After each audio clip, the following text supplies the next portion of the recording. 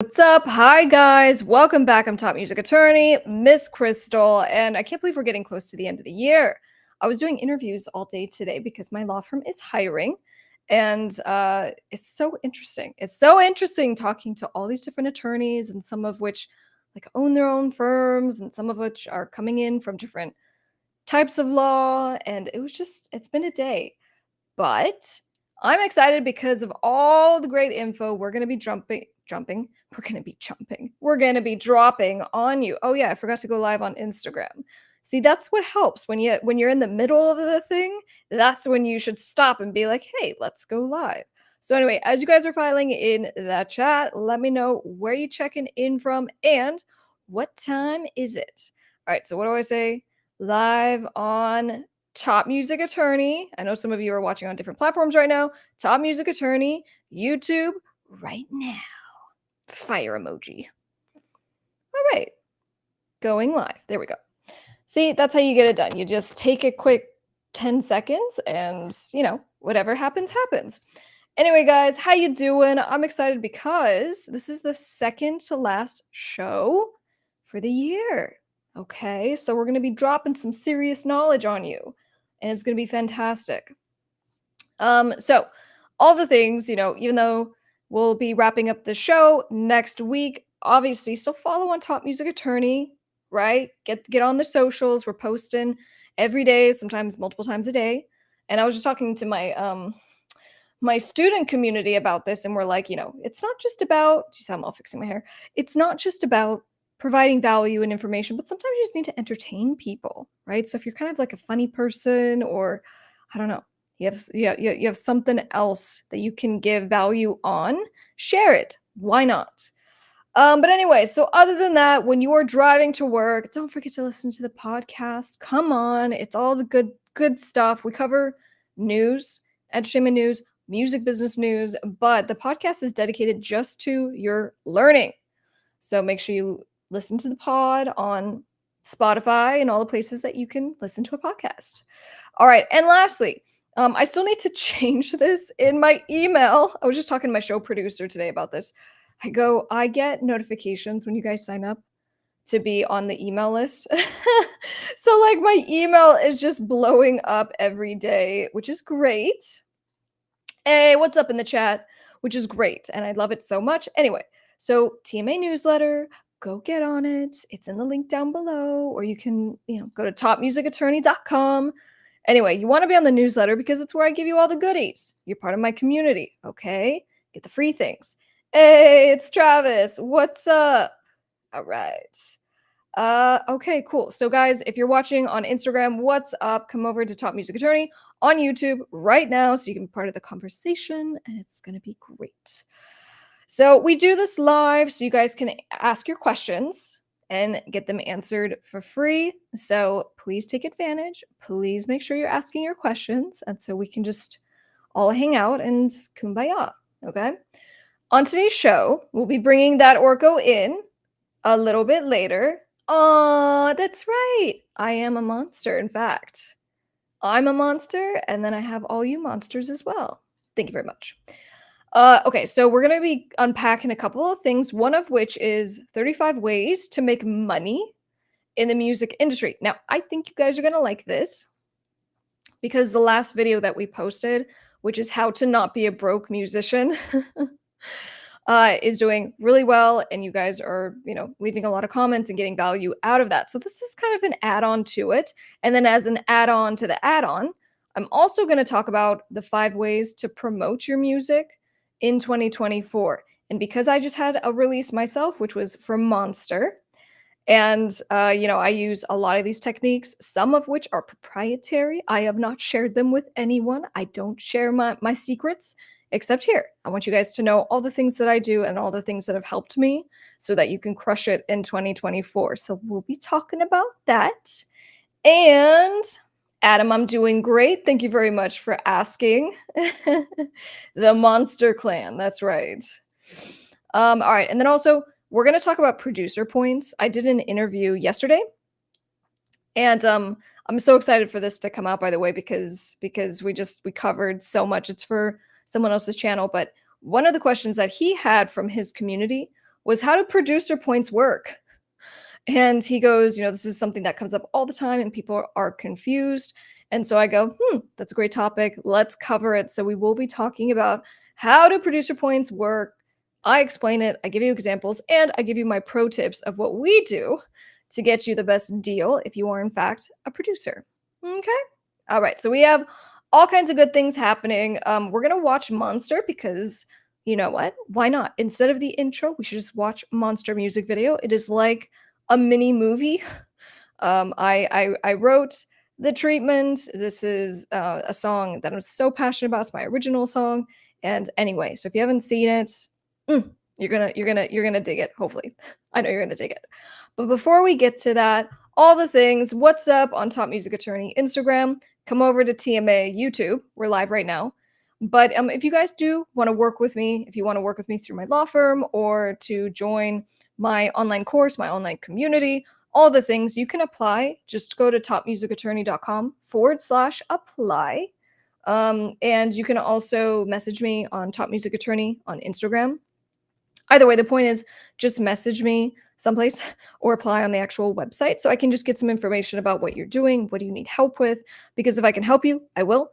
If I can't, I'll let you know. You know what I mean? So do all that. And then once again, drop your questions in the chat. And then one last thing before we watch the video, which is I did a jumpstart. So someone was asking me, what was it, yesterday? I think it was part of that interview.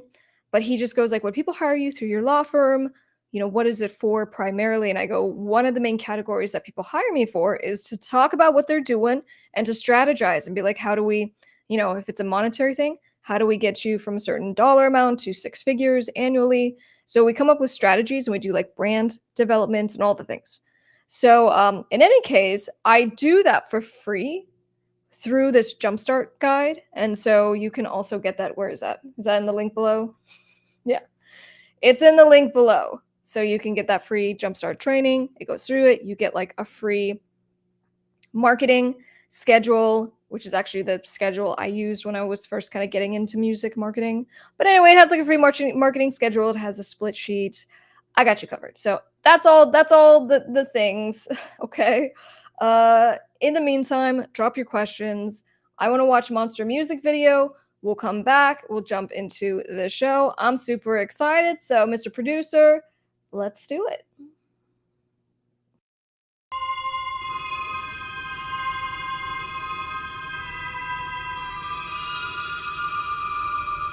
Darkness falling, all is quiet and soothing, seducing. Feel your heartbeat pounding, hunger starts growing, controlling all of my obsession. Found all this aggression, go on and taste it. You got my blessing, burning with precision, deadly premonition, blazing inferno.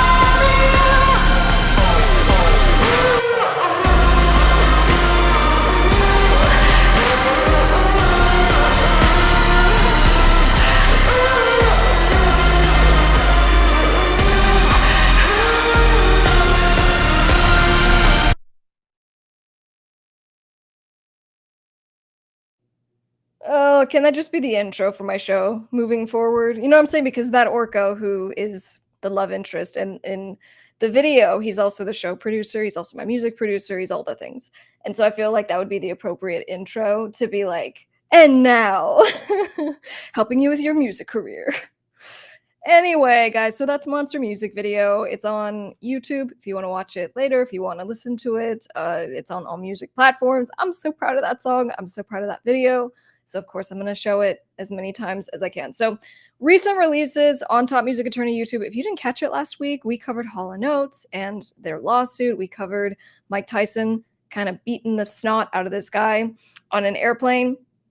And then also how to not be a broke musician, which is actually all those videos are doing really well. So you guys seem to be liking the information and it's all great. So if you missed any of that stuff, please go watch it. And then I think that's all the things I wanted to cover. So that Orko is going to come in on the show in a little bit, but I do want to hit, and I think, let me search my feelings. Okay. I think I want to hit the music promotion for 2024 first because I'm just so excited about that, and maybe not. Maybe I'm giving away the farm. Is that what people say? I don't want to give away the farm.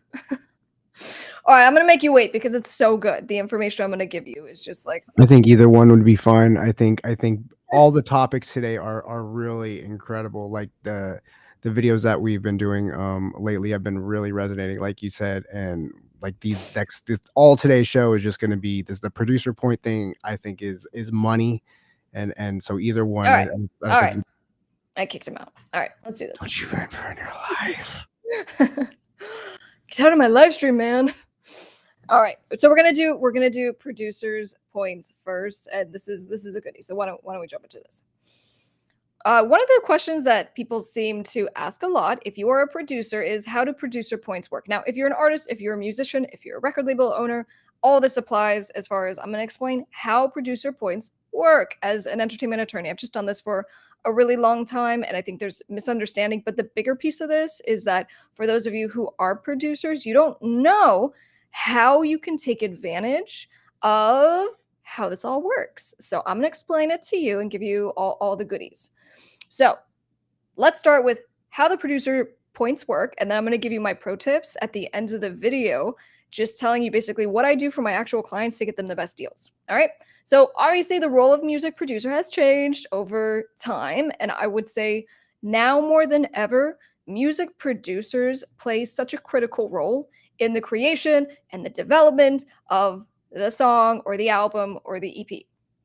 So it's not so much now that they're just kind of in charge of like embellishing what everyone else has done, but music producers are writing entire instrumental beds. They're coming up with vocal melodies, they're coming up with lyrics. Like they are essentially doing a lot, if not all, of the work. And as such, that's why these deals have changed a lot over the years. So, what are points? Points are percentages of earnings related to the music. Okay. So if you're a music producer, you work on a track and we say, hey, I want to give you 2 points in the song. What I'm saying is that I'm going to give you 2% of earnings, and it's typically net earnings. So gross meaning all the monies that come in. Net means all the monies that come in, but you take off and reimburse expenses first. Whatever is left over after that is net. So, in the definitions of how we define this in the contract is really important, okay? But oftentimes, it will be net or gross, and that's what we're saying when we say points. Now, a little bit of a nuance here is in the song earnings, right? There's think of the song in 2 vacuums. On one side, you have the earnings that come in from the master, which is going to be stuff like the streaming, the digital downloads, right? So it's the monies that come into the music distributor and is paid to whoever is distributing the song. And then on the other side, you have publishing. So the producer may or may not have an entitlement to, one or both categories, but it's important because there's money coming in on both sides. So if I'm representing you, I want to get you as much money as possible, right? So when we talk about the points, it's going to be, well, it's 2% or 10% of what? And again, it goes back to how do we define it, which we'll come back to. So now some factors that come into how we determine allocation of points. Of course, we have like producers, contribution, how much did you do? Okay? If you I don't know, I'm trying to think of some not a lot of effort examples. So, whatever it is, producer maybe just kind of ended up coming in and like mixing and mastering, maybe, which is very important in itself as well. But maybe the producer didn't really do a lot and took a demo from someone else and just kind of polished it up. Or conversely, the producer did a ton. The producer, let's say, wrote the entire beat, did the production. Maybe the producer even helped a little bit with the vocal melodies. So the producer's contribution is one thing that we look at to start with, but we also, track record, your resume. I mean, it really does make a difference. Okay. You just do have a little more negotiation power when you're like, hey, I did this thing for Bruno Mars. Hey, I did this thing for Lady Gaga. It helps. Okay. But, for me, the most important thing is not so much your resume. The most important thing is your contribution to the actual song or songs that we're negotiating for. But then, the whole like resume piece goes into your negotiation power, right? Do you have any negotiation power and stuff like, your popularity, your social media following? Again, this all just kind of goes into negotiations. And then finally, on the point allocation, we also look at just industry norms, and this is the thing that people don't know the most. And it's, well, how much should I ask for? Is it okay that I ask for points?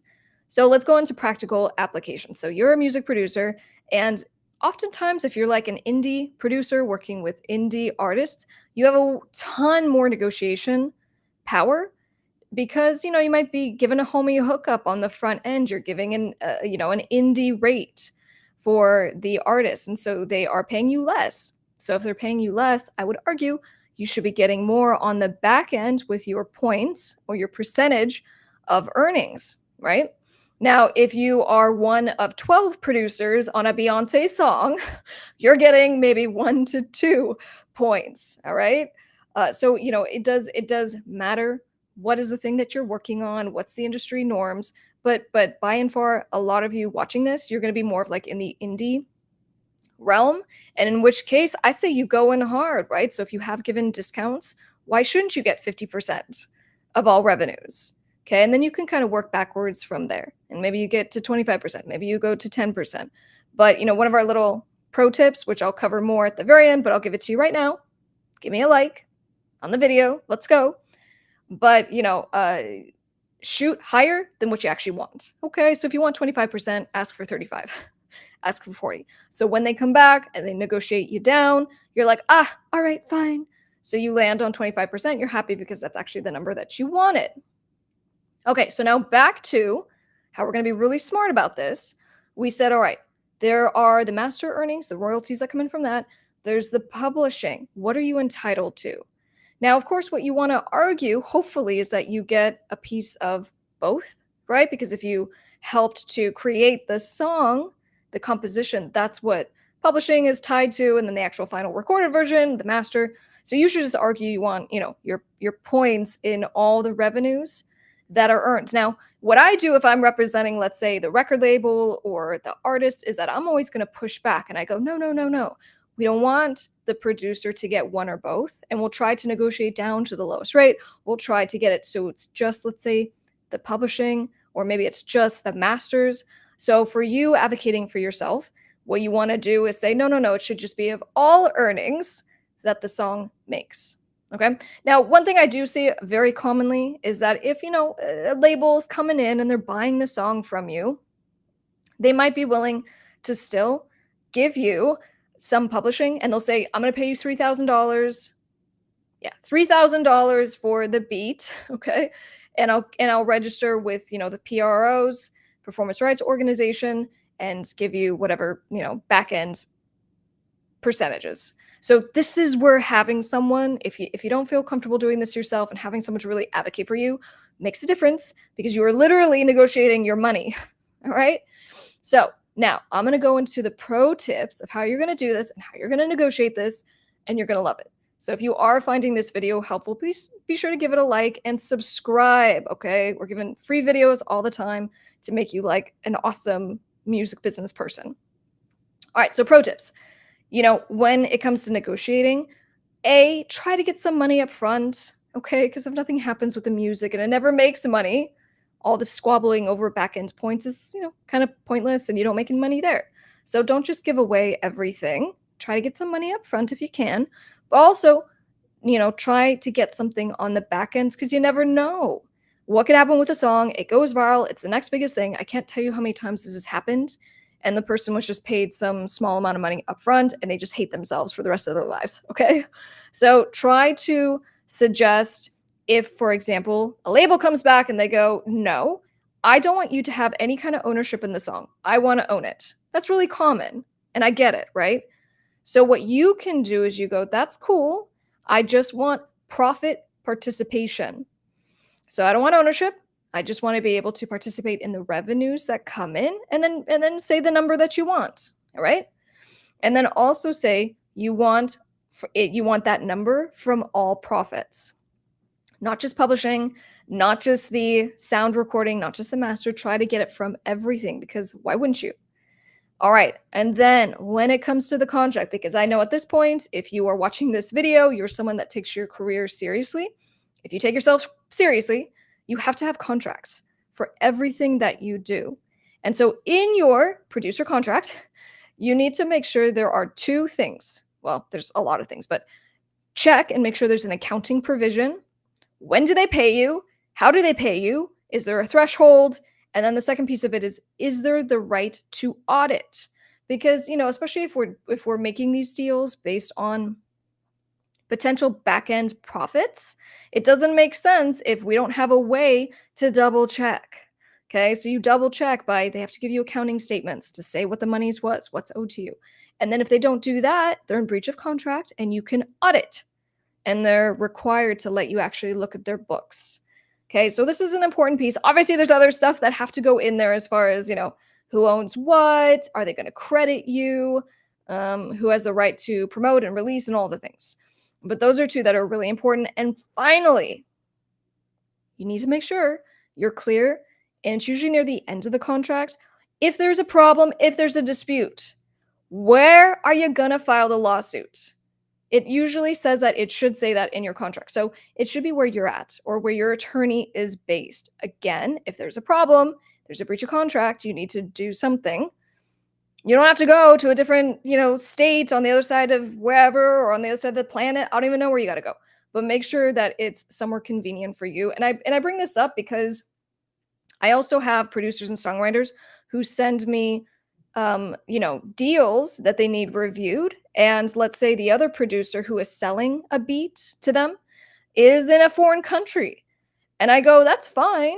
That's fine, right? We can structure this and we can whatever. But realistically, if there's a problem and the choice of law is like Russia, you know what I'm saying? We're going to have an issue because then you have to go hire an attorney and then you have to fly. You know what I'm saying? It's just ridiculous. So I go, this all plays into not just the contract, but also you making business decisions that are tied to money. All right? All right. If you found this helpful, make sure you subscribe, and I'll see you guys on the next one. All right. Let's go back to them questions. How we doing? Little rascals. I'm going to call you Darla. What? Hope you guys find that helpful. All right, so we're gonna get into the juicy one. I had to make you wait. I had to make you wait for it. But I definitely hope you guys found that helpful. What's good, fam? For those of you just checking in, where are you checking in from and what time is it? For those of you watching on Instagram, come over to Top Music Attorney and be in the conversation. All right, we have some questions really fast. Let's see. Amber on YouTube. I'm an independent recording artist. I was asked how much I would charge to give permission to use my song, Save Our Oceans. I hold 100% copyright of the song. Okay, so if someone's asking to use the song, there's a little bit of strategy that goes into this. If it's like, a studio or a TV show and they're looking to license it for use in like an episode, and so they have a budget, right? If they have a budget, then what you want to do is obviously do a licensing agreement. But your question was how, how much should you charge? And what I often like to just, do is ask and be like, what do you guys, typically pay for this? Because you don't want to necessarily scare them away. But if you do want to lead with something, again, say the number that you think you'd be happy with, but then go a little higher, knowing that they're probably going to negotiate you down. But often I try to get their number up front just so I know kind of where we're working in. And the other piece of this from a strategy standpoint is that if it's going to be included in something like a YouTube video and it could get you exposure, then more of my concern is making sure they credit you. Okay? Because if they credit you and it's like linked and they link to your socials or your Spotify, it could give you a ton of exposure if it's a video on a channel that is likely to give you a lot of exposure. You know what I'm saying? So sometimes if it's like a small, and I don't even mean, like a small YouTuber, but it's a YouTuber. And so, they have a smaller budget. That's sometimes where we might be willing to do like a free license, right? And so we just say, here are our requirements, but you don't have to pay me anything. But otherwise, we're trying to make money. All right. So if you are going to license your stuff, here's kind of a general, if it's like Netflix, right? And they want to use your song for 30 seconds as background music for this kind of, compilation of great images and stuff like that, then, they typically are going to pay you between like 1,000, sometimes up to 5,000 for that sync license. So again, it goes very much back to like, is it an independent filmmaker? So look at kind of all the context. We want to get you as much money as possible. And if it's someone who really they're not wanting to pay you or there's some resistance, then you look at what's the other opportunity here, maybe if I let them, use it. But please always put everything in writing. Just have clarity. Things like make sure you credit me, link me, pay me if you're going to pay me. So good question. And then I had seen one from Adam. Let me go. Oh, yeah, here we go. Adam asked, can you give me advice on how to become a session musician? Well, first of all, we're just assuming for whatever instrument that you're playing, I'm saying always be working on your skill set. Are you ready? If I say, Adam, I'm ready to hire you, let's go. Are you able to read sheet music? Are you able to play by ear? So, there's some basic like kind of your skill set to kind of get that. But assuming that, you're ready to rock and roll, awesome.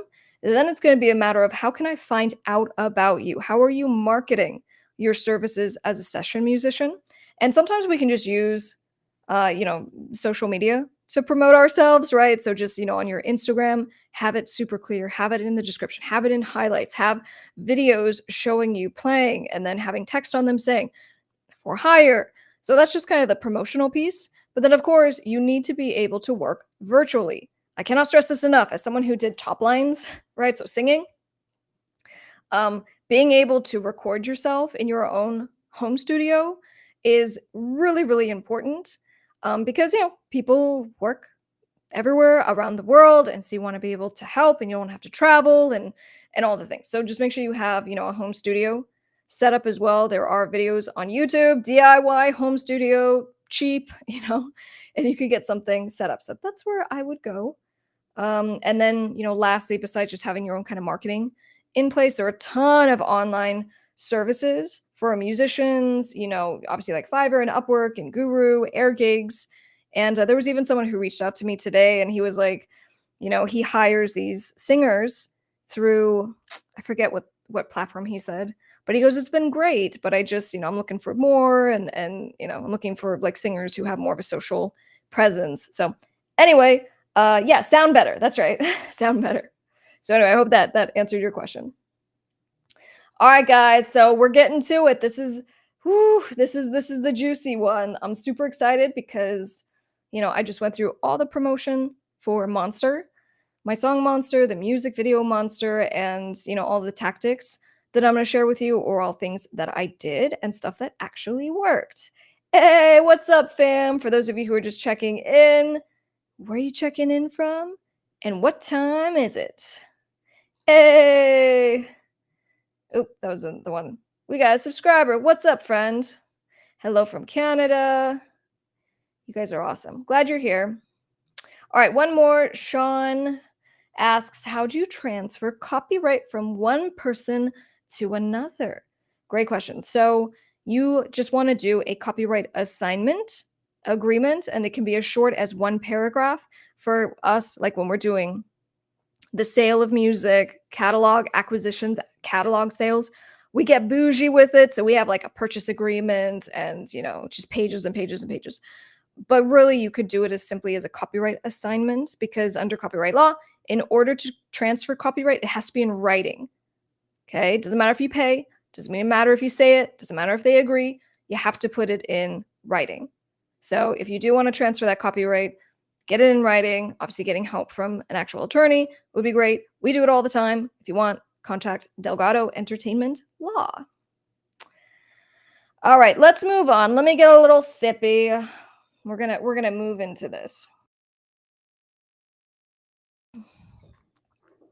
Like the sippy's gonna do anything. P.S. for singers out there, if you're like dehydrated and you take a little sip of water, it's not gonna do anything. That's not how that works.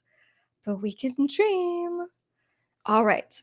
Let me get myself situated. I'm very excited for this, and then I'll come back to your questions. So if you guys do have any questions, just drop those in the chat, and then I'll hit those when I come back.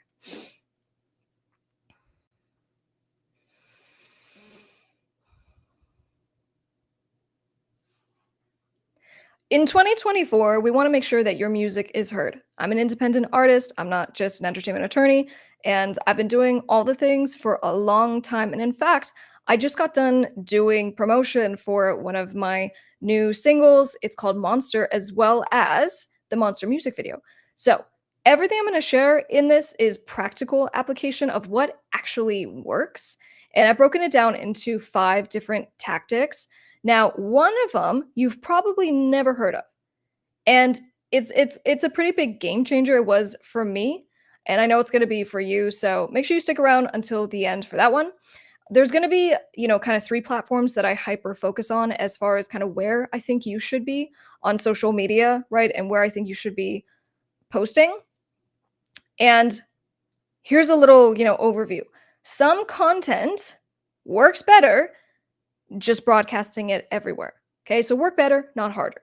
So what I mean by this is that, when you get super advanced with your marketing and your planning and your bulk content creating, you can do more advanced things with having different content on different platforms on different days. I don't think that applies to most people, and I don't even think it's necessary, including for me. I have 3 different brands and I post on all the platforms. And anyway, so I'm going to talk about all these strategies, and I know it's going to help you a ton. So make sure you subscribe to this channel because you're going to love this video, and I release free new videos for you every single week.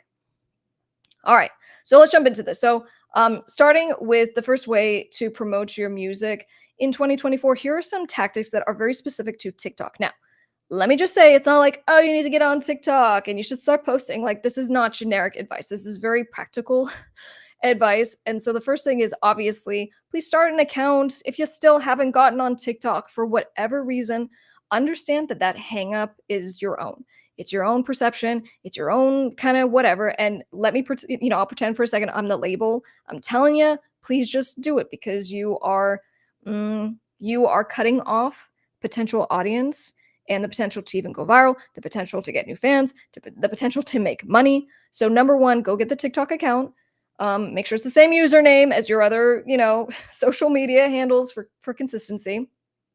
But the nice thing with TikTok is that they've made changes recently with how you can not only upload music, okay, you can actually upload it directly from your phone now and rip it from, videos that you have, but fans can add your song to their Spotify from TikTok.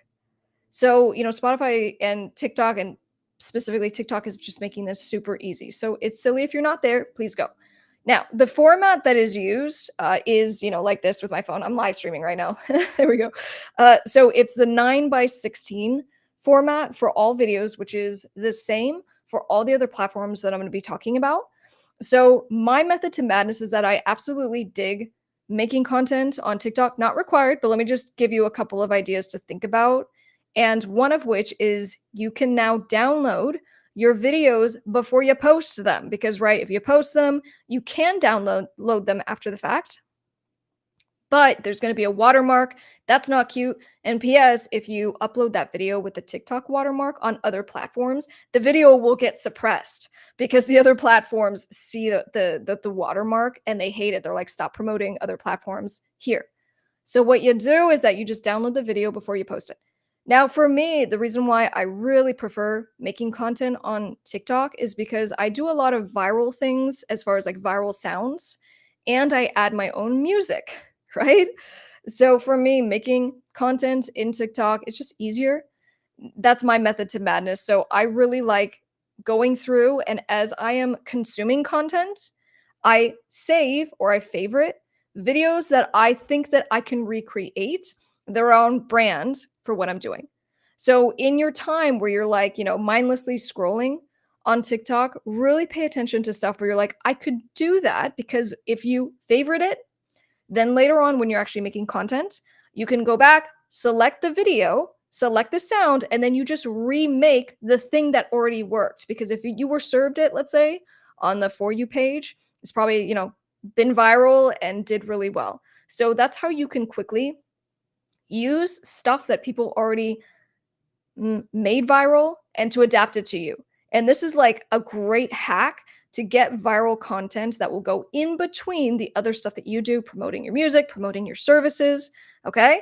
So make sure you're actually going in, favoriting the sounds, and then coming back to it later, because you will have a folder in your TikTok that will have all your saved videos with all your great ideas. All right. And then lastly, when it comes to making content for TikTok, and this does apply for everything else technically, but bulk content creation, I'm an attorney. I run a law firm. I have multiple businesses. Like, I'm extremely busy, and I post probably 25 to 30 times every day across all my different platforms. So I say that just to say that for me to be able to do that, it's because of all the techniques that I'm talking about in this video, one of which is bulk content creation. If you're someone that does your hair and you want to get dressed up and you want to look a certain part before you make content, that's cool, but it takes time. So if it's going to take you 45 minutes to get ready and to set up your lights and to do all the things, please make like 5 TikToks or 5 pieces of content or 10 pieces of content. I'm at the point now where I'll dedicate, 2 or 3 hours, maybe even more, on a Saturday, and I will make weeks of content because I've just done it so many times now. And I don't want to do it every day. I don't want to do it every weekend. But it also is just better to be kind of in that headspace. You know what I'm saying? Because you're just on a roll at that point. You're coming up with ideas and it can be fun. So just do it. So number 1, get on TikTok. Number 2, this goes back to the whole you're making these videos and it's that 9:16 format. Instagram Reels. So, you can obviously create original content in Instagram through Reels. If you do it, awesome, love it. And you can do the same thing with sounds and adding captions and doing all the cool things. If you make your content in Instagram Reels, just same thing. Please download the video before you post it, because then you can go and post it on TikTok, right? So, however you make the content, cool. But it's the same thing as far as we want to make sure that you are posting as often as possible, because just like TikTok, you can have stuff that goes viral. And if you have one video that goes viral with your song attached to it, it can be a complete game changer as far as getting your music in front of hundreds of thousands, if not millions of people. And it's kind of a crapshoot for everyone. So, the game is doing volume. The game is just showing up. And don't worry if your content doesn't do well. If a certain post does not do well, you don't have to sweat about it because it didn't do well, meaning not a lot of people saw it, meaning not a lot of people liked it, which means not a lot of people actually saw it. So don't worry about it. Anyway, back to Instagram Reels. Same thing. Instagram is favoring right now Reels as well as carousel pictures. Okay, so that would be kind of my mini tip. You want to focus on the Reels. Okay, we want to make, video content if possible. But something that you can do, which is great, is have a carousel of like 5 or 10 pictures. They don't even have to be great pictures. But what happens is that when someone is on Instagram, when they see your post go by, if they don't like it or something, and they refresh later and they come back into Instagram will show them the second photo. Same thing, third photo. So they will literally show your post to the same person a bunch of times. So it's a really smart way to kind of, reach out to your audience, get some more interaction. But Reels is where it's at. We're going to get you pushed out. We're going to get some new eyes on your stuff, and we're going to get followers for you. And let me just give you a quick example. So back to, we released Monster, and one of the things that I had done was to create one of these little like viral focused songs. So it had a Rammstein sound attached to it, which is, a band that I dig. I feel like it kind of works with my dark pop, inspiration, so to speak. But anyway, the whole video was about just doing something that I thought was like entertaining. I thought my audience would kind of like it. And it didn't directly promote my song. All it did is at the very end of the video, it said, Monster music video out now.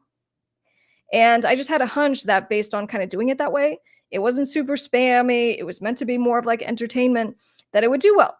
And in fact, it ended up doing over 100,000 views organically through Instagram Reels. So that drove obviously awareness. It drove new followers. So these are tactics that really work. All right. Moving on. If you're getting value out of this, please like this video. It helps to tell the YouTube gods to push it out to more people to help them. So number 3, same thing, the 9:16 video, which of course you could create on any platform. You could even just record it in your phone. You could record it in CapCut if you like to do some blemish, skin healing and make yourself look 20 years younger. You know what I'm saying? Do whatever you got to do. But anyway, so YouTube Shorts is, I believe, where you should push just as hard, if not harder, than the other 2 platforms that I just talked about for 2024. And it's because YouTube is making such a push right now to get people into the whole, like, we're like TikTok. And so they're pushing the crap out of your shorts. They're doing it way more than the YouTube long form horizontal videos. And even now, if you do searches on YouTube, they show you the shorts results usually first and before the actual videos that come up. They're pushing it that hard. So I know and I can see that the organic reach and the results that are happening for myself, but also clients that I represent, it's there. It is happening. And they really, really are. So like, take advantage of it is what I'm trying to say. You're going to get big numbers, and you're going to get bigger numbers than even, your music videos or how those exact videos that you post on the other platforms will do. So please do it. So we have TikTok, Instagram Reels, and YouTube Shorts. Now, I spoke about those 3 because you need to choose 3 platforms to really hyper focus on. And if you do extra and you're like, I'm posting to LinkedIn, I'm posting to X, I'm posting to, what's the new one? Threads. Love it. You're amazing and you're a superstar. But if you're not doing, let's say, one platform consistently, this is your homework. Now, I'm going to get to the magic. This is all good stuff, but I'm really, really excited with this next one that I'm going to give you. But please, right now, subscribe to this channel, okay? I'm giving you free value all the time. I'm helping you, and I want to see you guys succeed. So make sure you subscribe right now. Let's go, let's go, let's go. Moving on. This is my secret sauce. And this is the thing that I would say was one of the biggest game changers and really helped my last release for my song Monster. And this is live stream audience harvesting. So the technique, and I don't know if you guys have seen this if you are on TikTok, but recently you see all of these creators who are like in cosplay, and they will repeat the same thing, and they'll kind of act like they're in a game. And so they'll be like, oh, chew, I sneezed. Chew, I sneezed. And they do the same kind of thing over and over and over. So that's not quite what we're doing here, but sort of. So the technique is to go on a live stream, pick your, best platform that you have, okay? And on the live stream, you're going to kind of repeat the same thing, which is you have to have one call to action. Now, for example, the first time that I did this, my call to action was to join my newsletter, which is a great way to harvest your audience. And so you're not reliant on the algorithm, you're not reliant on a social media platform. And when we were kind of doing it, we acknowledge people who come into the live stream, because some people just stop by and they don't say anything. Some people will. But for example, let's say people who are commenting, it's John. John stops in. You go, John, hey, how you doing? And John's like, good to see you. Like, John, so good to see you. Hey, John, are you on my newsletter? If not, go get signed up right now. Come back. Let me know you did it. And then give them a reward. You don't have to do this, but it helps. Give them a reward. So I tried over the course of like a couple different days, I tried different things. So on one day I did a spin. I go, John, I'm gonna give you a spin because it was more like a 3/4, shot.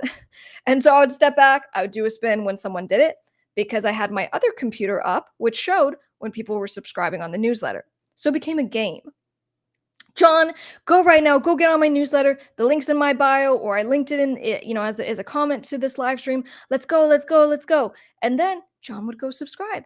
I would see it. And then I go, John, thank you so much. He came back. I did a spin. And we did that for like 30 to 60 minutes. And it's so incredibly powerful because if you call someone out directly, psychologically, they feel like they need to do it. Now, here's the thing, if they're stopping in on your live stream, they probably like you. And they're probably going to want to do the thing anyway, and they want to support you. And sometimes people just need to be told what to do, right? So then we did a different night because you know what? We don't want to get redundant. We don't want to go night after night after night saying the same thing. It gets boring. So then, let's say we did the newsletter. And so we did it as a pre-release for the Monster music video. And we go, if you get on the newsletter, you'll be able to see the Monster music video early. So then there was an extra carrot of you get this benefit by going and doing this action. So, we harvested just hundreds and hundreds of people over the course of, a couple of days. And then, send out the video. And then the next call to action might be, okay, so now we're going live on the actual YouTube channel. So before the actual launch, we got on the live stream was, hey, go subscribe on the YouTube channel. And then to have a reward. So you might do a hat tip. I did kisses, mwah, mwah, mwah, for you, Johnny. Thank you so much. And just to make it a game. And so this was, again, it's amazing for harvesting the people who actually care about what you're doing because you tell them exactly what they need to do. And you put them into a place where you can reach out to them later on an actual email list that you own, right? That you can email. And then great things happen from that because then most people open the emails. Hey, my new merch item is available.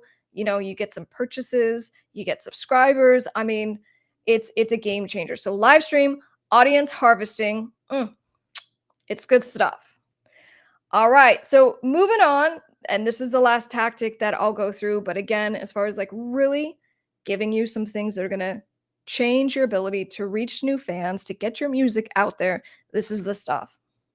So let's talk about the posting schedule and how it should work. So here's kind of my method to madness. If you don't really have an audience, obviously doing like this big pre-promotion and go pre-save my link and all this stuff, it might not be as effective. But if you do have a reasonably sized audience, you have like 50 people or 100 people of like dedicated fans, then doing all this pre-promotion is really going to help getting the pre-saves, getting them, signed up on the email list. It's all really good stuff.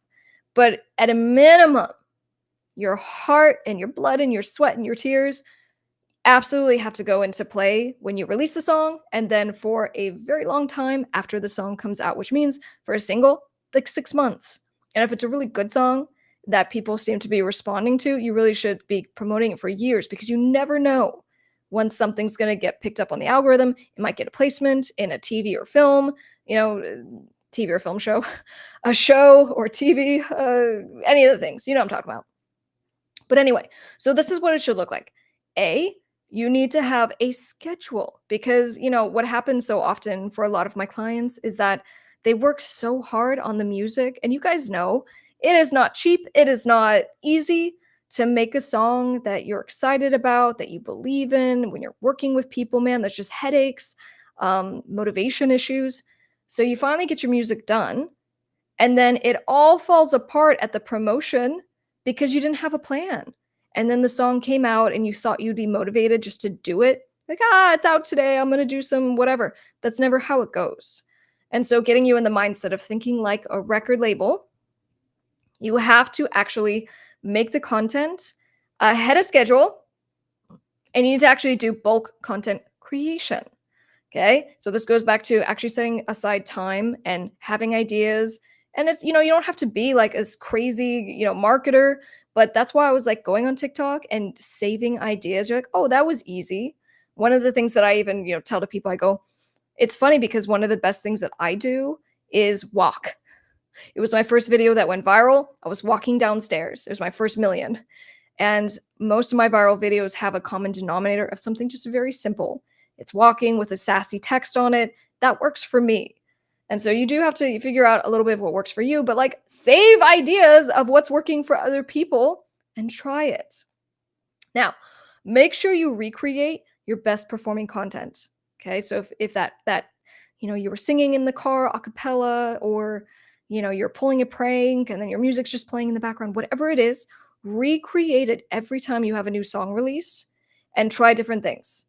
All right. So I do have like a marketing schedule and some ideas of like how to promote your music and all the things. And it's for free. It's like part of a jumpstart guide. I'll link it down in the description so you guys can get that. It has like a free split sheet as well, and just an overview of kind of how to help you. But really getting a schedule and executing on it is almost more important than the quality of the music. Don't waste your time and release your music to nothing, because you deserve to build an audience. You deserve to have the fan following and to really just crush it in 2024.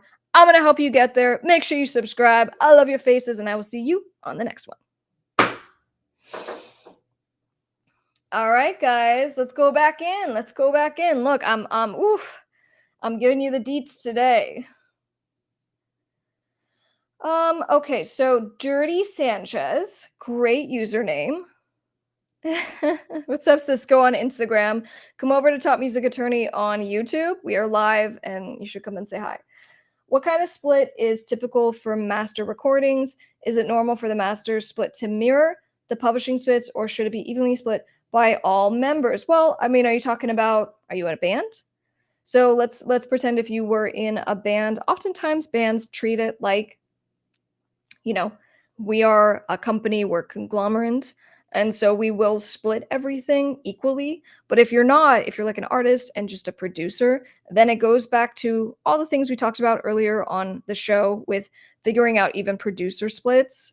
Who has the negotiation power? How much should each person do? Now, here's how I like to do it. All right.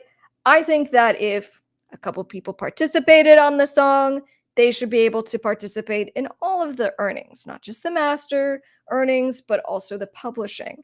And so that's how I prefer to do it. You can do hybrids of every kind of version. And, that's why sometimes just, especially if you have like a band situation, getting an entertainment attorney to come in and maybe even do like a 30-minute consult to talk you through, suggestions, ideas of what you can do. It's helpful. Hey, Winston's asking, how's the no coffee going? All right, Winston, I'm always going to be honest with you guys. Here's the thing. I was talking to Orko about it. In fact, Orko, are you about ready? I'm gonna bring you in. I was talking to Orko about it, and he goes, you can't say that you're off coffee technically, because initially he's like, say you're off caffeine, and that's not true because I do have green tea. There's a small amount of caffeine in green tea, but I cracked the other day. I didn't have the coffee, but I cracked. And I go, instead of having the coffee, I'm gonna have the decaf. And now I understand there's also a little bit of caffeine in the decaf. And I've had the decaf like every other day now. So Winston, you tell me, I'm not sure, but we are on day 14 and not had a cup of coffee. So You're totally drinking coffee.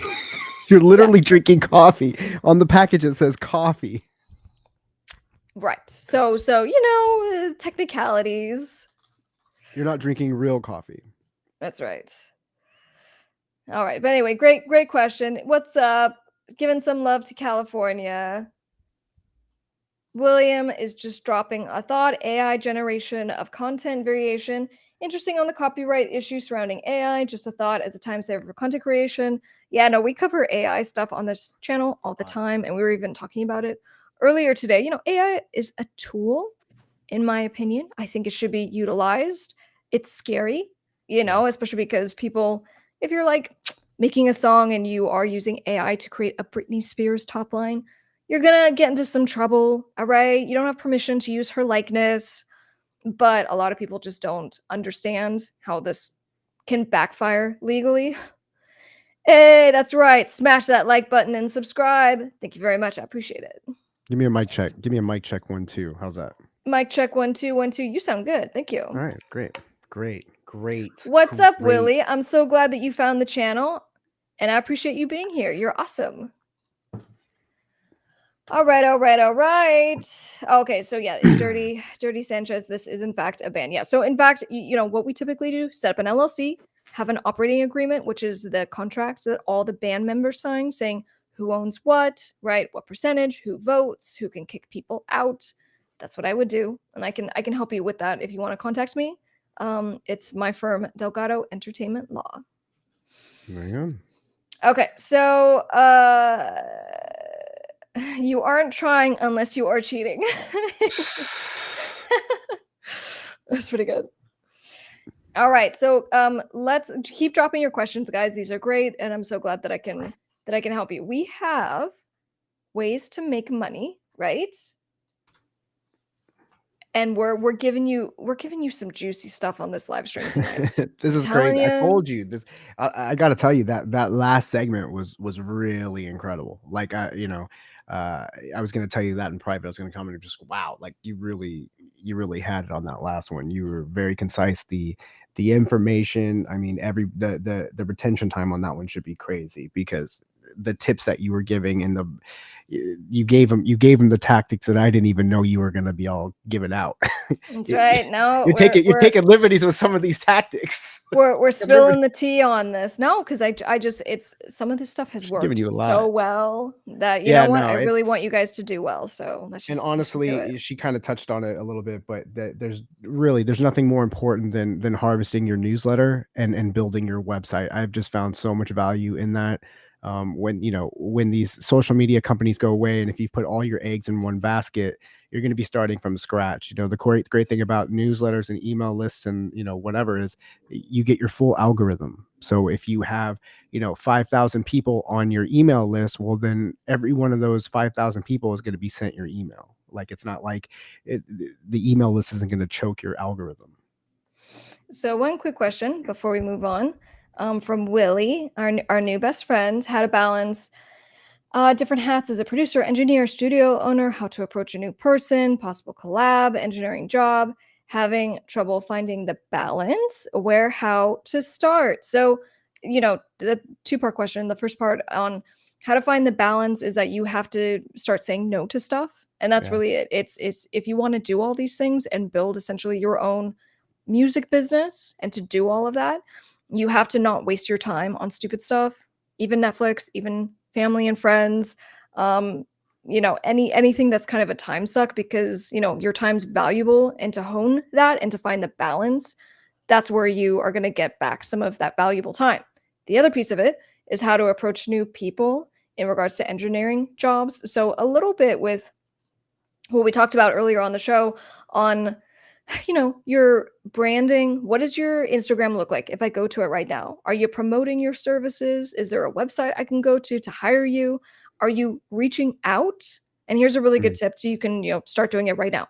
Are you reaching out to other people who could use your services, right? Hashtag artist, hashtag independent artist, hashtag like look at the city that you're in, artist.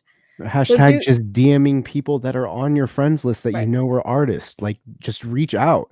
You'd Yeah. be surprised. Like, people are so afraid just to reach out for stuff sometimes, and it's crazy.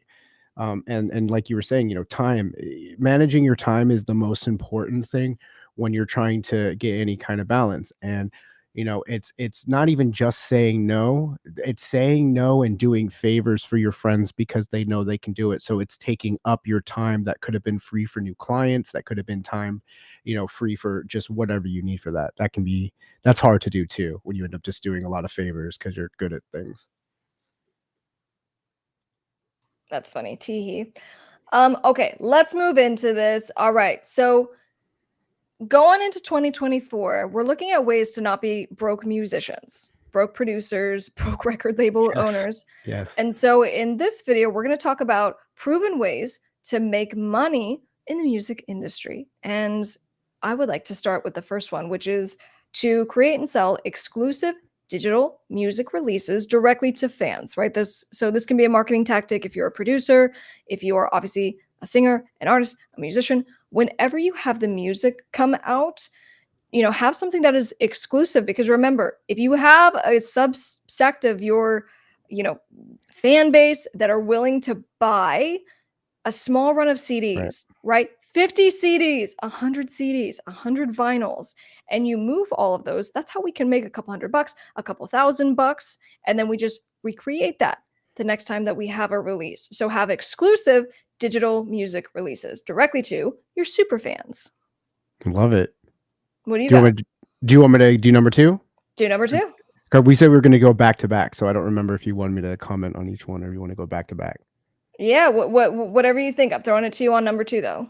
Yeah, number two, you can offer obviously songwriting and beat making services for people, for other artists or producers. And one that a lot of people don't think about is ghostwriting. Now, this is not something that a lot of producers or artists are actually even really comfortable with, because a lot of times we want our public credit for things. But a lot of times you can even charge for that. Just the fact that you're going to be kind of on the hush and you're kind of helping some of these artists that need help, that kind of want the credit as well, and you can kind of ghostwrite for them. So that can also be kind of a profitable gig as well, but all the same tactics. You know what I'm saying? You're letting people know that you're available for these services. You're DMing artists and just letting them know, hey, I really like your sound. I have a beat, that you might be into, and just kind of just showing them what you do, but not making them form letters. Too many times I see people just copying and pasting. So make it personal to the artist that you're reaching out to.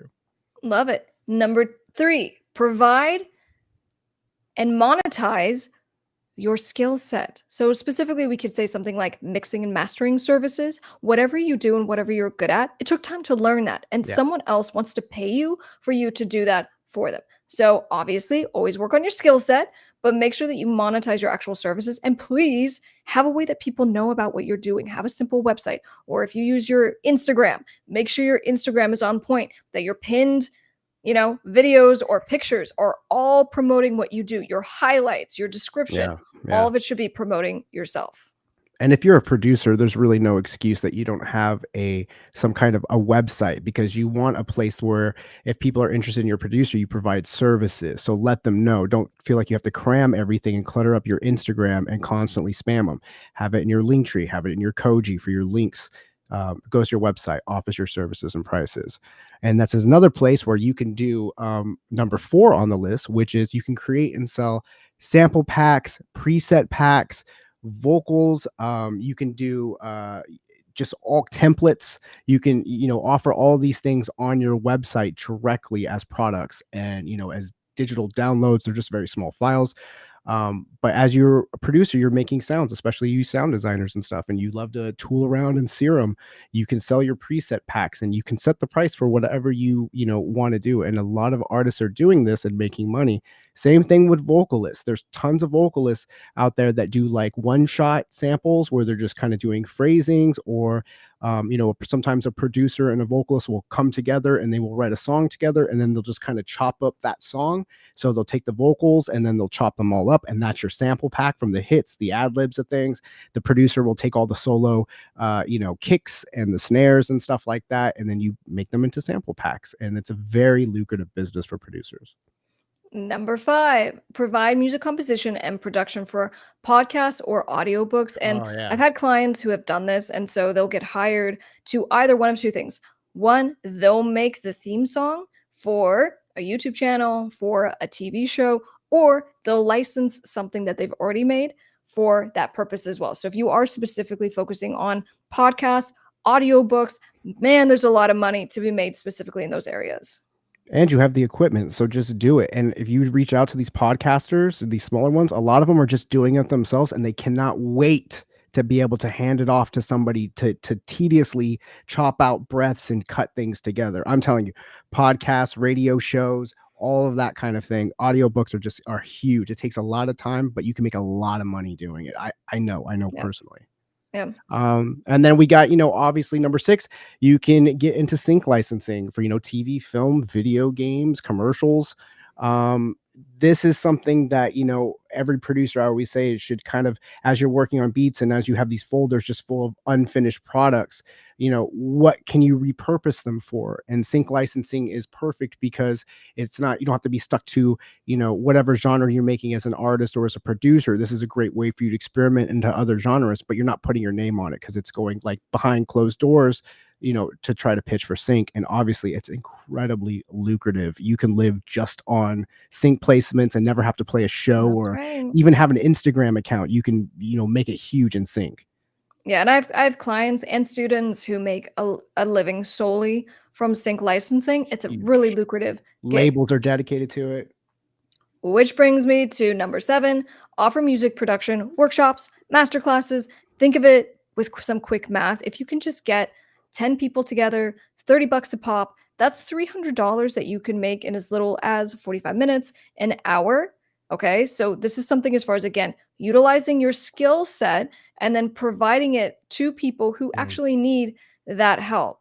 Okay, and then you repeat it, even if it's once a month, once a week. You can figure it out. You can even make a course. That's probably in a different tip.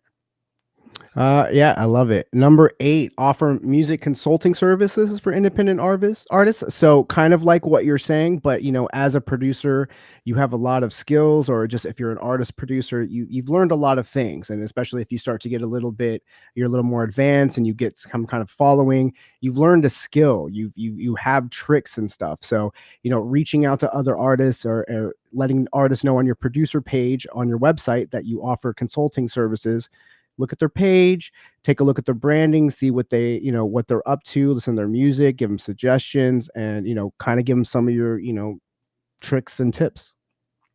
All right, number 9, create and sell custom made music for small business advertising jingles. All right, Yeah. so again, if you hyper focus, and I've had clients who do this really successfully because they will reach out to the small businesses and they might even send a demo and they'll be like, hey, like, here's a little quick jingle that I came up with because you can use this on your phone, right? For messages, you can use it for commercials, you can use it for online stuff. And so that's one way to kind of get your foot in the door. But again, if you kind of hyper focus on this as something that you offer, people will hire you to do this. And for a small business who is Mhm. trying to get you to come up with something that only they will own Yeah. and use, you charge accordingly. So now we're not talking about maybe 500 bucks for, a quick jingle. We're talking about maybe thousands of dollars for that jingle. And I love that because it's like, I see these viral videos on TikTok and stuff of these guys that just go up to people at their food trucks and like, "Can I shoot you a commercial?" And they'll have their iPhone or whatever, and then they'll shoot them a commercial with their iPhone and edit them something crazy. Think of that same tactic for small businesses. Is there a pizza place that's local or whatever that could use a song? Maybe you write a song and you pitch it for them. You know what I mean? You kind of Mm. show them what you do, and they're looking for advertising. In every state, there's some commercial for some carpet company, or you know what I mean, some flooring company, something that has a catchy ass jingle that has been in your town, in your state forever. You could have the next song. So I love that. Um, which one was that one? Number 10. Number 10, offer custom remix services or top line services to artists and producers. Another absolutely obvious one. You're making beats all the time, you're doing things. And you can offer those things, very easily. Again, on your website, you can offer as a service page, letting people know that you do remixes, just doing remixes and just uploading them to your TikTok and stuff, and just showing people that you do, remixes. So that is another just easy no-brainer thing. And with your beats and stuff, maybe you have a song that wasn't good for something, like say like you're a house producer and you have a beat that you don't really have a vocal for. I mean, you can always just kind of drop the acapella on it, if it makes sure the keys match up and stuff like that, and you already have a lot of place for things to go. So remixes are pretty easy. Number 11, create and sell music experiences, right? VIP, concert, behind the, stage, behind the scenes, private performances, and you can even do this with live streaming. And a lot of people figured this out in the COVID era, but you do this as just a special thing that only a small group of people get. But again, it's just basic math, right? Yeah. So if we have something that's a private experience at $30 or $60, all of a sudden now for just 10 people, you're looking at $300 or $600. And you could charge for those. Like there's different platforms. I even think Wix has an integration for it, but there's different Koji offers an experience like that, I believe. But where you have a paywall where they charge to get into your thing. And also if you have, YouTube, if you already have you're monetized on YouTube, you can offer subscriptions and stuff like that where only they have to pay per month or whatever, and they can get access to these, performances and stuff, and only they'll be able to see them. So that's another, a missed thing as well. Number Um, 12.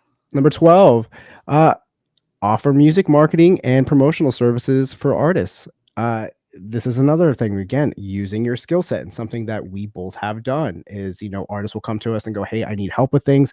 I've done, flyers for other people. I've helped people with their whole marketing campaigns and stuff like that. And you can definitely charge for it. It's, again, just what are you good at? What do you know how to do? What have you learned? And Yeah, there's and always even people. Yeah, and even getting more granular than that, if you've had to market your own music, then, it's one of the biggest disparities, I would say, with artists and record labels and music producers. They don't know how to market their stuff.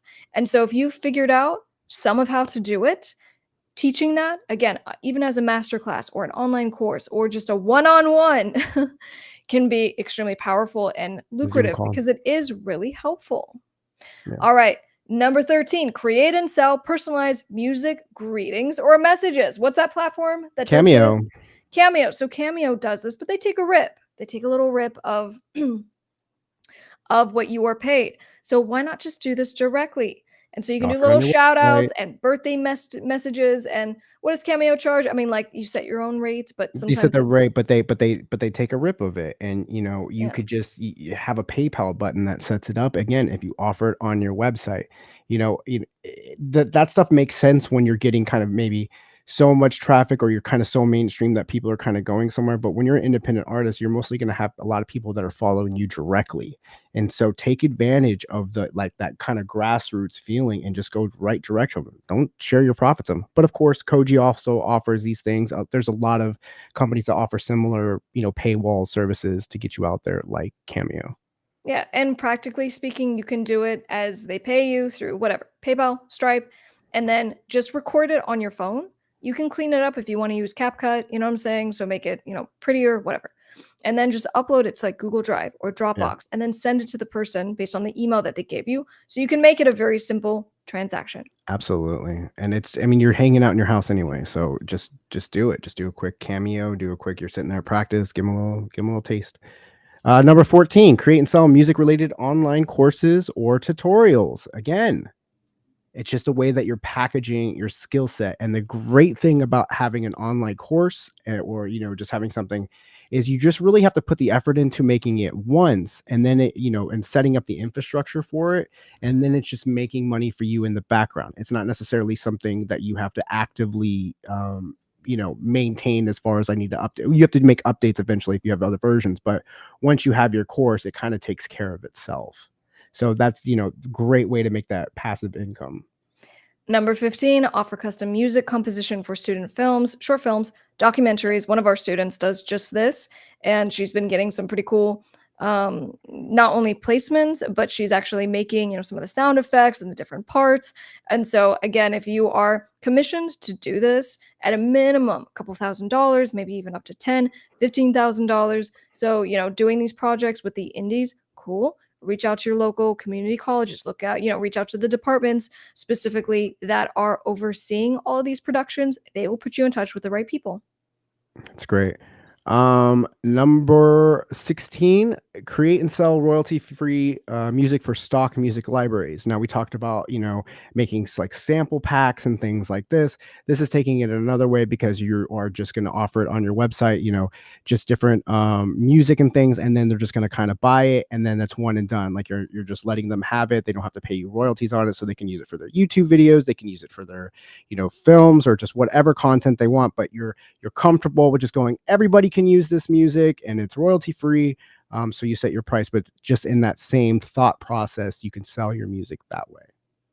Okay. And then kind of going back, so on, as far as doing audiobooks and all of that, you can do kind of a step up, not just editing, but providing actual voice overs and even Mm, doing the recording yourself. I had yeah. this client who does this professionally, actually two different people, and they both do the voiceover for commercials and TV shows and all the things. And so um, very lucrative. And these people do it as a full-time kind of gig. And so providing that service, but also the editing portion Yeah, and just making it one stop is why it's so valuable. Okay. So, setting up your own little DIY home studio, it's a good investment. Do it. for sure.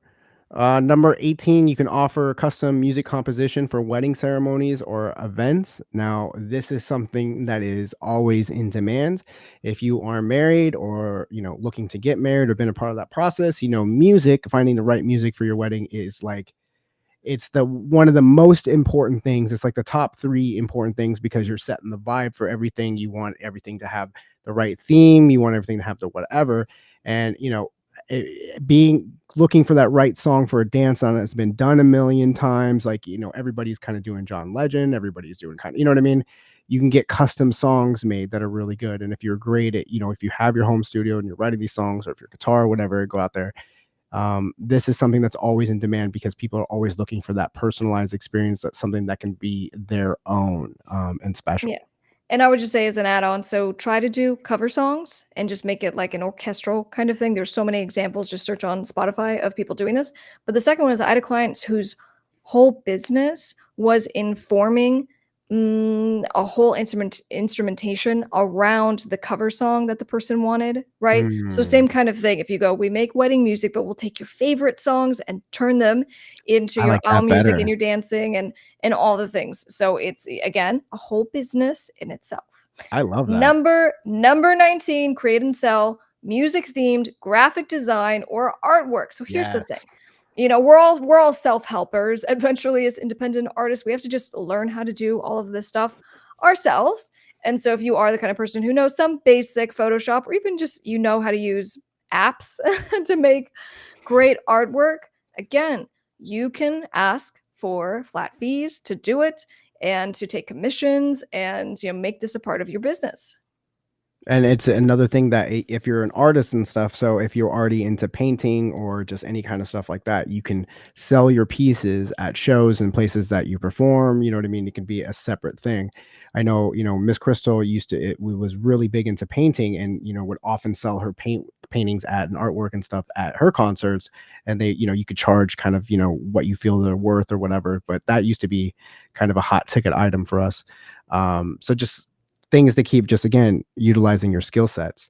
Number 20, create and sell limited edition physical music releases. So again, small runs of vinyl, small runs of CDs, etc. I know a lot of artists that will, for that nostalgia vibe, they'll get a whole bunch of old school blank cassettes and they'll do like a mixtape version of like their album because they want them on cassettes and they'll package themselves like they used to do back in the 90s and stuff. And those are super easy to just kind of blow out and they're super collector's items and everybody knows that you kind of handmade this item. Those are easy items. So if you don't want to incur the cost of just, vinyl pressings and all that kind of stuff, but have that limited edition, that stuff flies off for your super fans. Whenever we have anything limited edition or so sometimes we'll release posters for different releases. That stuff just goes, that's like the first stuff to go. So make sure that and it's an easy thing to kind of do. 21, provide music composition and production for fashion shows or runway events. The way you're going to do this is you're going to reach out to local fashion designers, okay? They're always doing these shows. And so you're going to say, hey, I can come up with the music that you need, right? Either it's already done or you'll come up with something that they want. Reach out to them via Instagram, Yeah, okay? And then also reach out to them via a second place, like an email, a phone number, and just to make sure that they get your message. I'm telling you, if you become the go-to for that one fashion designer, they will recommend you to absolutely. their friends and it will become a whole business in itself. And to piggyback on that, number 22, offering custom music composition for dance performances or choreography. So you can be making tracks for, cheer competitions, martial arts things, any kind of like talent kind of exhibition. And in the same, thought process, you just reach out to these people on Instagram, you DM them, and just offer your services. Like maybe you also DJ and stuff. Maybe they need, like a mix kind of vibe of stuff where you're blending a couple of songs or stuff. Just offering your DJ services.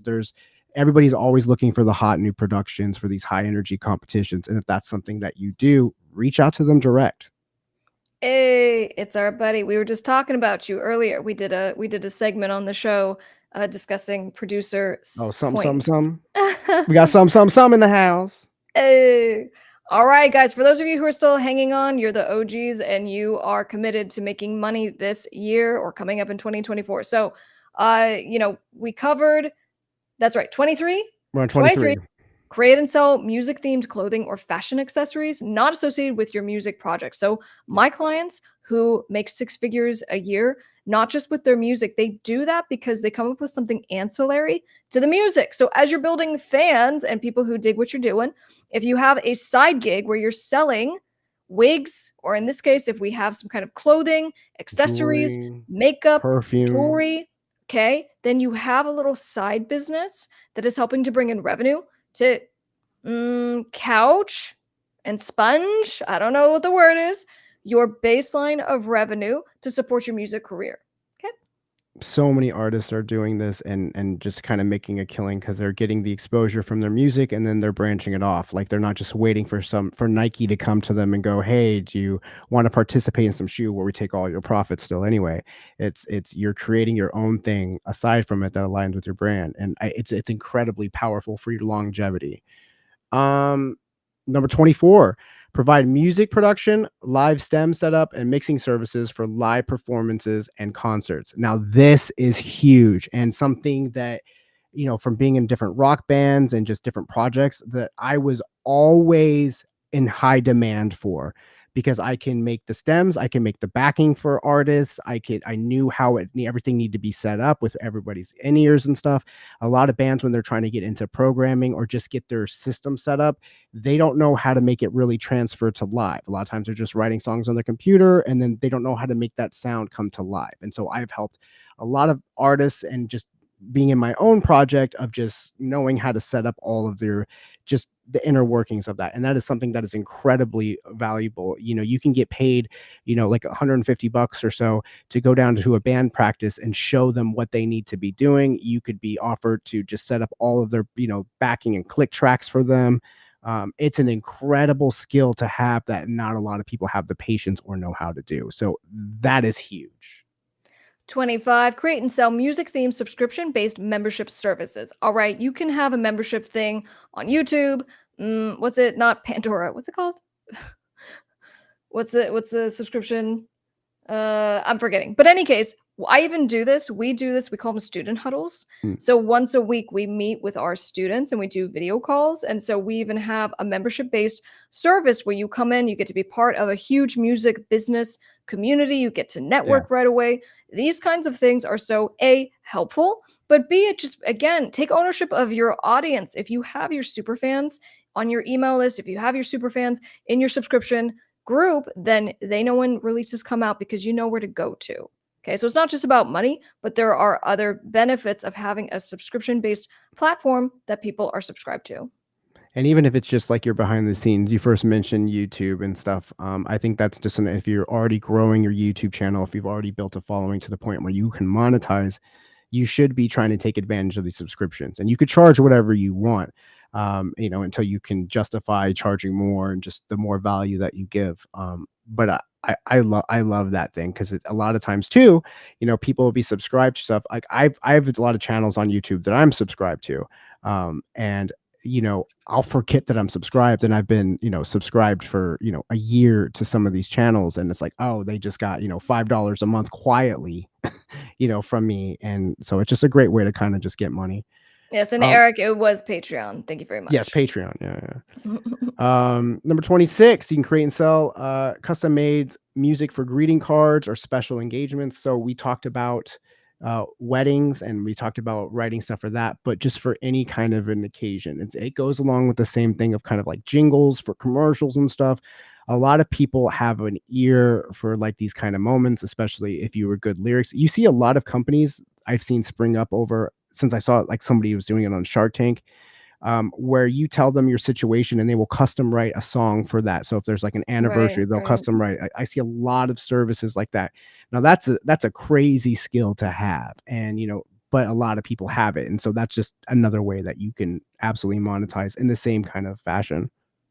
27, provide music production and editing services for social media content. So I've had clients who have done really well with this specific thing and reaching out and offering similar to like the podcast one. And so you go, hey, I have these specific things like for fitness influencers and going, I have these, jingles or I have these music beds that you can use for your content that only you will be able to use. And so you niche down. But by doing that, again, there's like hundreds of thousands of Yeah. fitness influencers. You go wide and you become the go to for that thing. So I'm very much into niching down for sure, especially when it comes to making music for social media content. Yeah, and everybody is looking for needs help in that in some fashion, even the ones that are successful. Number 28, make music for meditation or relaxation content. You Hmm. now this is something that I've seen artists that are into like hard techno, and then all of a sudden they start like ambient channels because they got some cool pads and they're doing things, or they're honed in on the frequencies that helps, with your meditation and things like that, and they'll create content. We've talked about on Spotify, has changed the rules for the length of content to start getting monetized because Right. these, relaxation channels, or if you're just going out and doing sounds of the wind or rain and you're getting, um, those things are high in demand. I literally have playlists that I have curated of that kind of music. And so that is in big demand. Same thing with like lo-fi. You know what I mean? So think of lo-fi too. If you like making lo-fi beats and stuff, but you're like, I don't want to necessarily be a lo-fi artist, you can start putting that out, and it's in high demand. All right. And you can also, number 29, you can DJ, obviously, coffee shops, clubs, bars, clothing outlets, pool parties. And the thing is, and I've talked to, my DJ clients who are like, if they're also a producer, they don't like the gimmick feel of doing top 40 songs. But, unfortunately, that's a little bit of what is in demand. And so I think that if you are trying just to make some quick cash, it's absolutely a way to do so. And I have clients who run DJ companies where all they do is they find talent, they book it for the hotels and the clubs. So it's absolutely very lucrative, but you also need to play the game a little bit. And I think that don't be so opposed to doing top 40 music as part of kind of your gig, because if it's you're making money, you're at least doing something that's in the music business. And a pro tip for this is an like a lot of, artists and producers probably learned how to DJ over COVID because everyone's getting into the live streams and just kind of picking it up. Um, but this works really well. Like, say if you're a rock band on tour, or if you're a rapper on tour, or if you're just on tour, at the venue that you play, when you're getting booked at, let's say you get booked to rock a 9 o'clock spot, you Mm. let them know that you also DJ, and then you can also try to get a gig there spinning at like 11, and you can kind of double dip the venue. This is something that I have been a part of. I've also, my singer used to go, this works for bartending as well, to be a guest bartender. So after you're done playing, a show, you to let them know that you could be, you offer your services of being behind the bar and being a bartender. Now obviously you have to have some whatever, but they'll, a lot of times they will let you. Like, we've done this plenty of times, and you can earn a few $100s after the show from either being a bartender or being a DJ. And if you have that skill, let the promoter know that you also offer that service, to get booked for it. All right. Number 30. Oh, well, yeah. You can offer to shoot, edit, assist on music videos or content for other artists and creators. Again, this is something that we do. This is something that I do, a lot. So it's, if you have these skill sets, you want to help people. And then you get to a point where you are charging for them and just offer your services, especially if you have a lot of experience. And, I edit so many of our, music videos, and I've had tons of experience on that stuff. And, you can offer that service out. Sometimes you get hit up like, I need somebody to edit this real quick. If you got the skill set for it, like, it still keeps you locked in the game.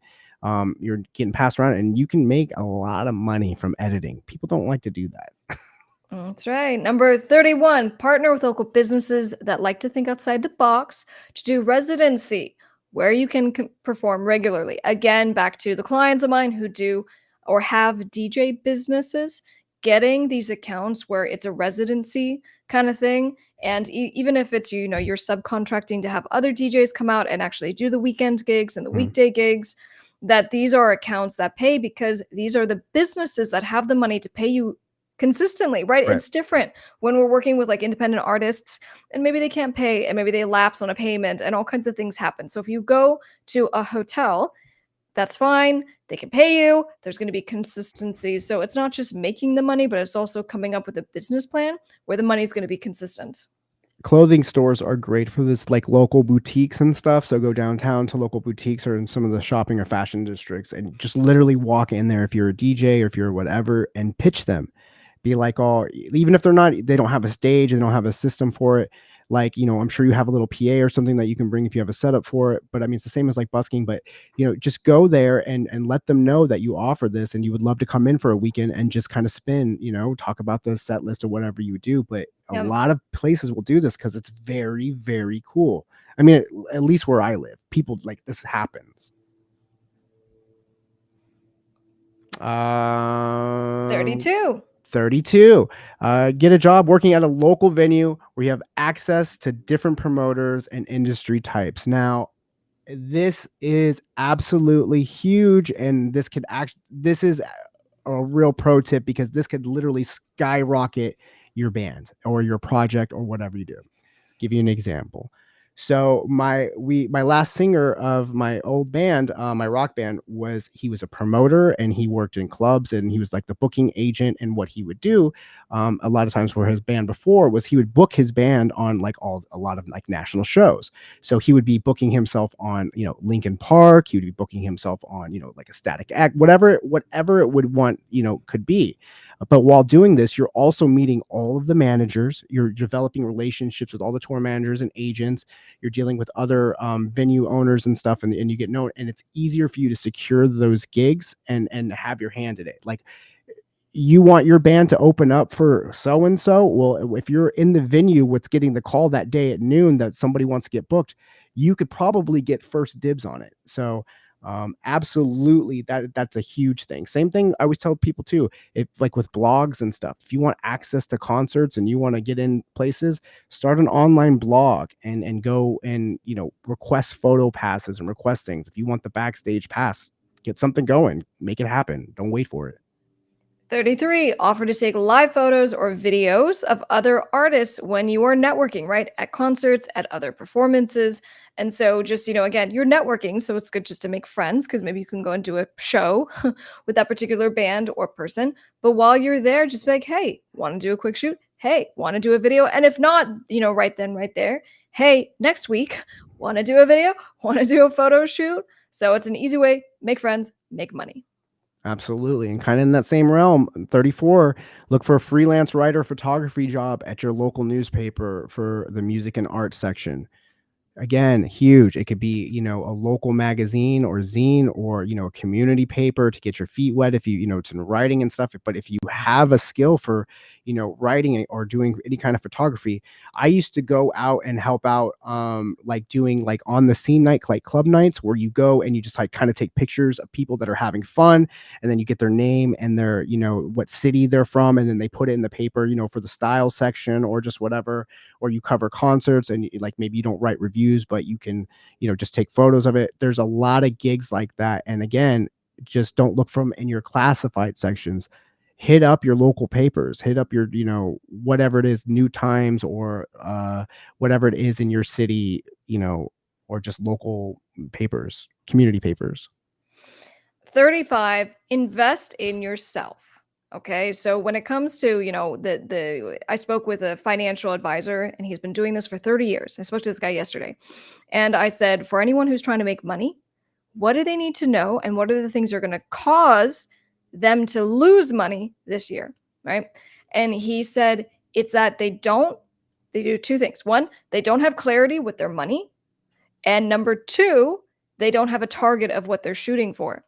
And so in that, you have to invest in yourself and your skill set. Wherever you're at right now, you could be better, a better producer, a better singer, a better guitar player, but also a better business person. And so really Top Music Attorney is dedicated to just helping you and giving you, all of the notes on and opinions on contracts, how to review them, how to negotiate, and how to help yourself to understand the music business. Because if you don't understand the music business, you're going to get screwed.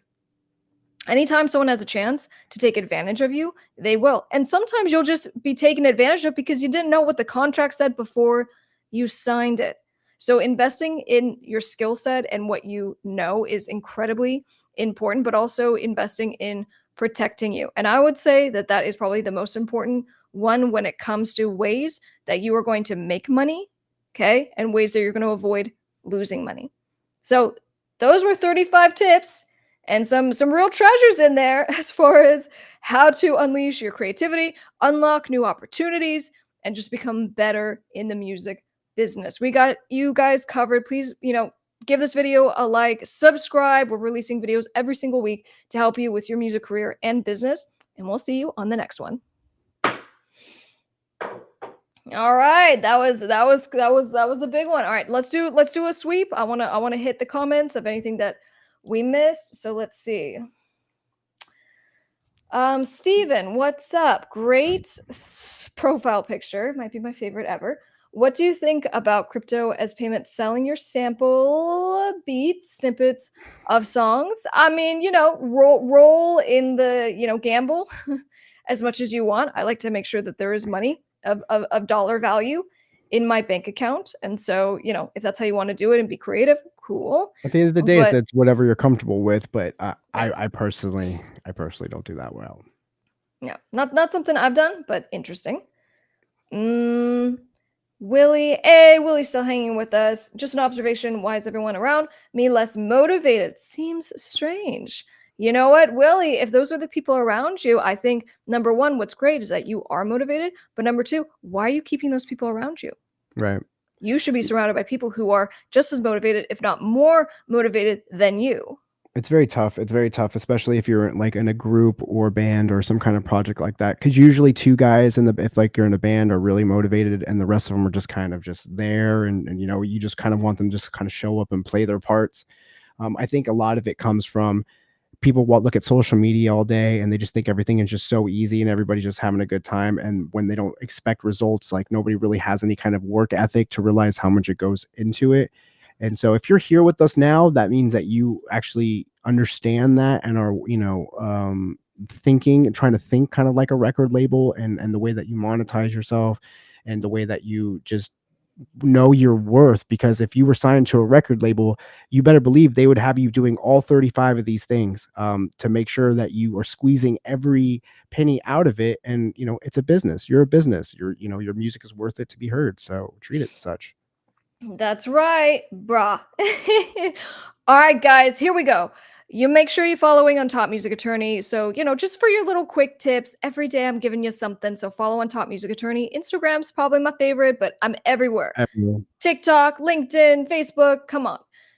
Make sure also, if you want just to learn every day, the podcast is where it's Podcast is at. You can there. obviously watch the podcast videos, but we're also on Spotify and other places that you can listen to the podcast. So get that going. And then Please the believe it.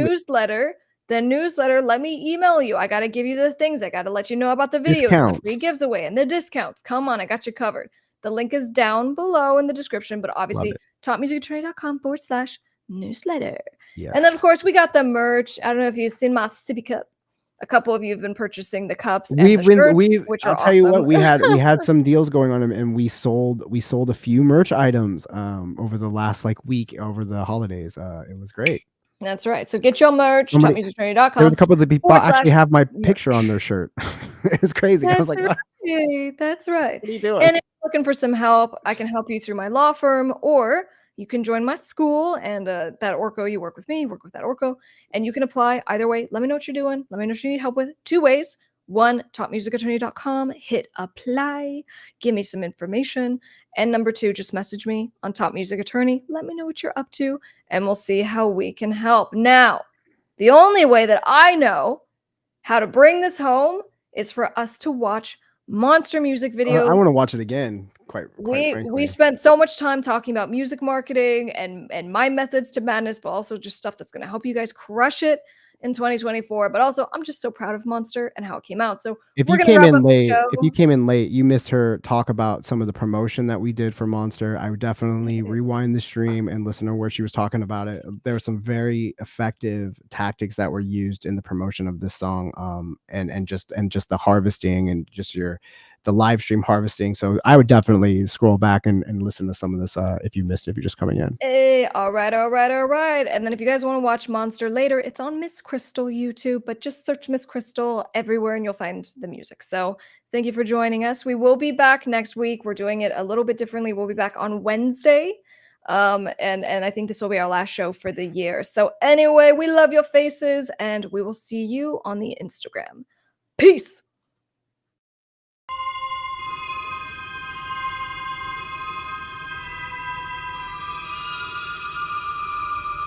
Darkness falling, all is quiet and soothing, seducing. Feel your heartbeat pounding, hunger starts growing, controlling all of my obsession. Found all this aggression, go on and test it. You got my blessing, burning with precision, deadly premonition, blazing in fire.